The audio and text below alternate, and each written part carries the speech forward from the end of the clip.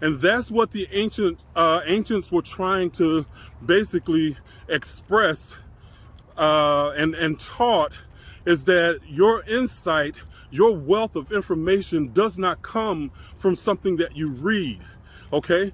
The words can't communicate all the knowledge and information that is needed to gather insight and to gain wisdom, okay?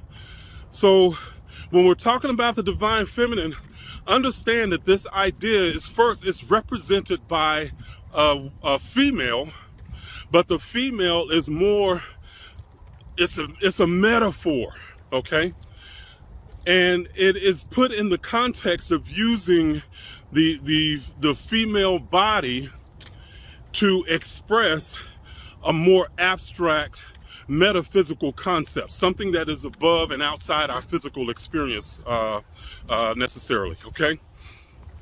So in this context, one of the ways that you can look at it, and I said one of the ways because people want to take these ideas and give them one single interpretation, and that's it. Again, that is wrong. That's not how the ancients developed their symbolism.